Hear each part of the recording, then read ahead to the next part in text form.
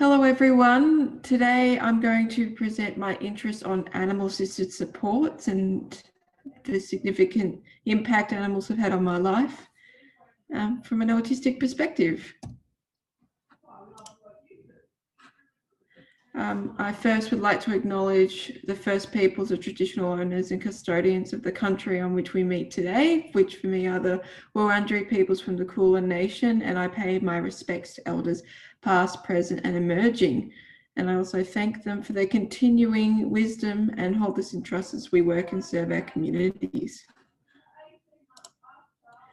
A bit about me, I'm proudly autistic. I'm currently in my second year of speech pathology at Australian Catholic University, and my biggest interests are animal-assisted supports and positive force-free training, which I'll be talking about today.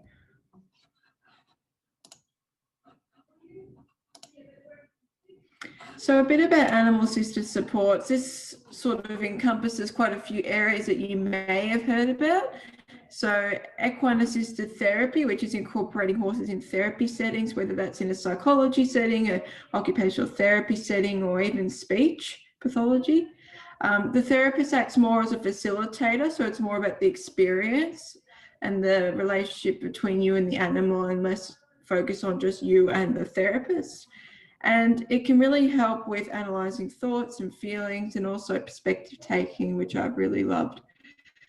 I think for me as an autistic person, it's really helped improve my well-being, enhance skills like self-regulation, and reading my inner emotions, and also my self-esteem and gaining confidence. I think too, I've met a lot of other autistic people who have a strong connection to animals like me. And I think for me, it's because they provide me unconditional support and friendship, and they're much easier for me to understand and very accepting of my different ways of communicating. And I think too, it's helped me understand animals as well. And so this might explain why other autistic people resonate with animals. So I'm currently going through assistance dog training with my dog Freya, which you can see pictured there. She's a Spoodle, Cocker Spaniel crossed with a Poodle, and she's currently 10 months.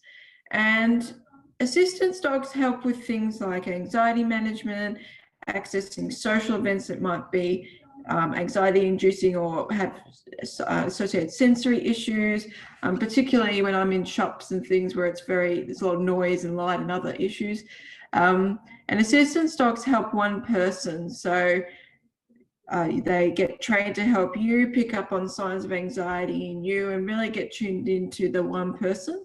This is where they're a bit different from therapy dogs, which you may have heard about, which are more about improving well-being and comfort to multiple people. So you might see them in schools, hospitals, retirement and nursing homes, clinics, even libraries sometimes. But they're different from assistance dogs because you can't really take them into cafes or public places. So you may have heard other types of assistance dogs like guard dogs, mobility dogs, medical alert assistance dogs. There's many different types of assistance dogs. Freya is going to be what's called a psychiatric assistance dog for me to help manage my anxiety issues. And it involves 12 months of training in sort of public places like public transport, shops and cafes. And I get tested in these spaces with her to see how she copes and how we work as a team. And then if we pass, she's fully accredited and has access to public places and can even go on a plane if I want to go somewhere interstate or even overseas, which is pretty exciting. And if I fail, I just have to get retested after 6 months. So it's pretty intense, but it's definitely worth it. Ooh. You may have heard me mention the term positive training. So I'm using clicker training to train my dog. And the reason why I've chosen positive training is it's evidence-based and science shows that it's the most effective training method. So the ideas of, using force to be the pack leader or dominant or the boss over dogs are actually outdated. And actually dogs see us more as family members, not in a sort of hierarchy of submissive to dominant. And I think what I love about this positive training is that instead of forcing the dog to do things, they're actually learning and they have a choice and control over their environment. And I know how this feels too as an autistic person, the importance of, being understood. So for example, instead of, so I wouldn't force Freya to be in an environment if she showed signs of anxiety. So tuck tail, maybe she'll lick excessively, panting or pulling on the lead. What I would do in that situation is reassure her and increase distance. So today, for example, I picked her up when she was a bit nervous about another dog, and then I put her back down when she was calm and felt a bit more confident to try out seeing the dog.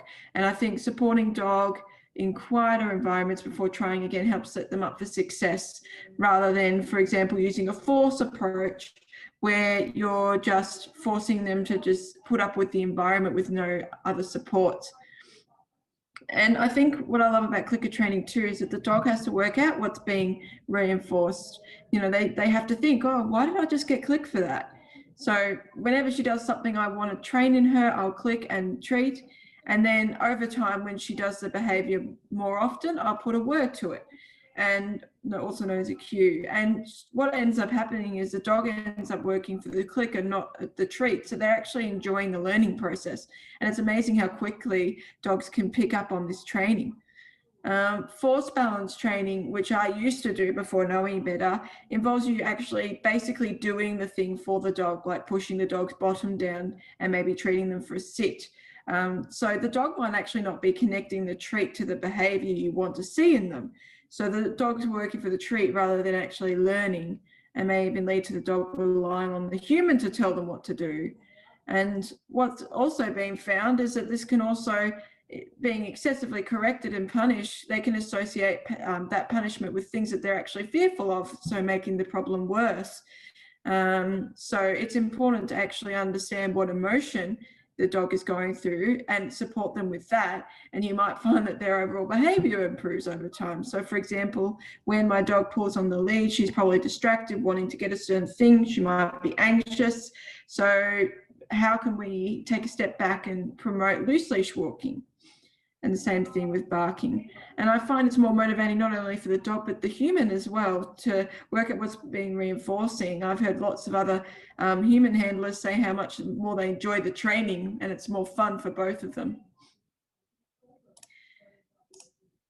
So I've very briefly touched on some of the things about assistance dogs, therapy dogs, and equine assisted therapy. If you'd like to learn more, here's a list of the organisations that I'd recommend. I'm going through Mind Dog for my assistance dog training. Delta Society do training for therapy dogs and also provide therapy dogs for schools.